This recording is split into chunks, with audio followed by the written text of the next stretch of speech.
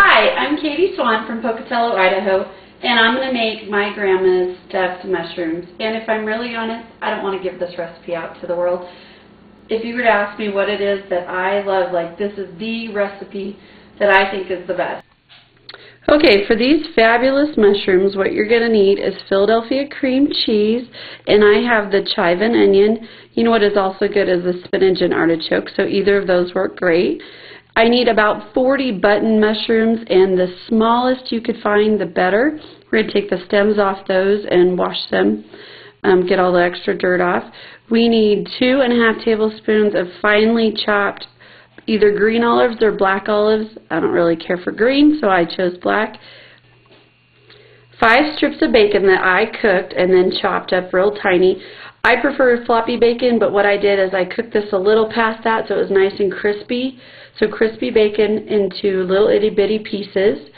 A cup of Parmesan, and it has to be real Parmesan. It can't be the powdered Parmesan. 2/3 cup mayonnaise. Okay, now for the hardware. So I use the scissors to cut up the bacon. I just think that's easiest. You could use a really big knife if you wanted to. Then a measuring spoon, something to stir it with. 2 little spoons to stick it in the mushrooms, a bowl, and a cutting board. And very last, of course, we need a knife to do the chopping, and then we need a pan that can go under the broiler. So the first thing you're going to want to do is turn on your broiler and have your rack about 3 down, not all the way to the top, because you're going to need to cook the mushrooms a little bit as well as crisp up the top. This is my favorite size. I'd say it's about 1/4. They're much bigger. You can get them this big as well. I think the ratio of stuffing to mushroom is better in this. And if you're giving them out as appetizers, I love it that you can just pop it in your mouth in one bite and not have it drooling all over your face. So if you can go through and pick all your mushrooms, about 40 this size. I just bought mine in a little container, so I got to take what I get. So the next thing I'm going to do is wipe off the dirt from the mushrooms. So I've got a towel here, going to dip it in a little water. And I was taught you don't run mushrooms underwater, you just kind of scrub off any part that's not good. And I popped the stems off, I just popped them off. This is okay if you want to take out that little flange on the inside, you sure can. But I don't think it tastes any different, so I've kept it. So I've got a bowl of mushrooms. First thing I'm going to do is put in my Philadelphia cream cheese. Today what I'm using is the chive and onion. I've used the spinach artichoke before, both are really great. This is 1/4 a cup of that. Softened works the best, and I'm just going to kind of smush it so it will do what I need it to. So get it all squished in. I'm going to add 1 cup of Parmesan cheese. This is the real stuff, not the powdered. See if I can get that in there. And then I'm going to mix this together. You know, this is the recipe that we had every holiday. So growing up, we grew up on a farm, and my grandma lived about a country mile from us, and so when we would get together with the whole family at Thanksgiving or Christmas, this would be what grandma makes. You're going to want to double the recipe because it just goes. They go so fast. Everybody else doesn't care whether you're having turkey for dinner or roast beef. This is what people in my family come for. So you're going to get the cream cheese and the Parmesan mixed together. And then it is 2/3 cup mayonnaise. So get that in there. You know what I like about the Philadelphia cream cheese in this is, especially with the flavored cream cheese, I've used it with the plain and I really like it better with the flavored. It gives that kind of round depth and it gives a very creamy depth. And then you've got 2½ tablespoons of shallots. If you don't have shallots, I would use like a Walla Walla sweet onion or a Vidalia onion, something sweet. And I gave it a little bit bigger chop than a mince, so it's just as finely chopped as I could possibly get. Take some help from the store on this with olives. You can use green olives or black olives. And you could buy the pre-chopped, so those are great. And it's 2½ tablespoons of the black olives. And then 5 strips of the bacon. And it could be pepper bacon if you want. But it really has to be bacon that you've cooked off. You don't have to save any of the grease. But the kind that's already pre-made doesn't have enough of the grease to lend enough flavor in this, so you really want to make it yourself.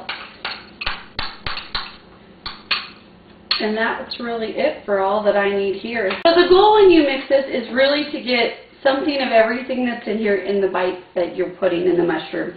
So just mix it really good. Make sure nothing's got like a clump of olives in it.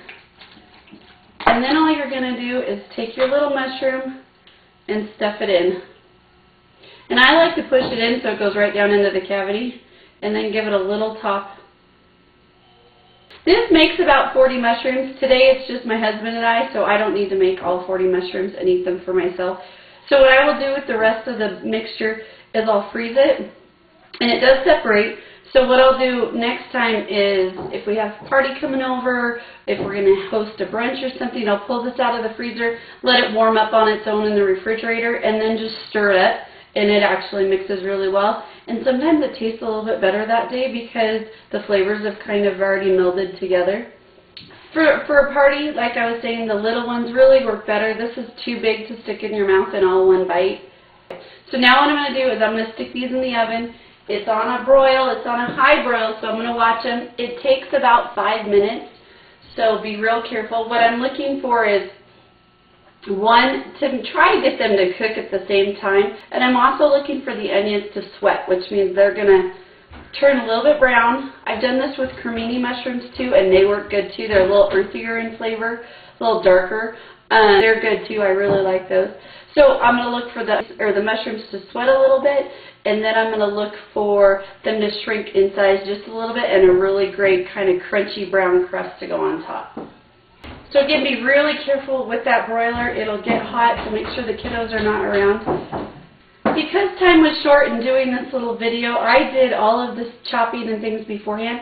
And I could do that before a party too. I could have it all ready to go and either put it together at the last minute right when people are getting here, or assemble it probably half an hour to an hour before people get here. Let it sit in the refrigerator, and then when they're about to come, kind of stuff up the mushrooms. I've also done it where we have stuffed all the mushrooms, put the mushrooms with saran wrap over the top of it, and left them in the refrigerator for probably 3 hours ahead of time, and they've turned out great too. Okay, so the timer just went off, and I want to show you this. It's been about 3 minutes, and they're starting to do what I want them to do. They're getting nice and beautifully brown, but there's really not enough water on the pan telling me that the mushrooms have not cooked as much as I want them to. I really want them to sweat, almost like little tears coming down the side of them. So I'm just going to turn the pan around and stick them back in and watch them really carefully so that this crust doesn't get burnt. Alright, another minute's gone by, and they are exactly how I want them. I don't know if you can see it, but there's water coming out of the mushrooms, and that's perfect.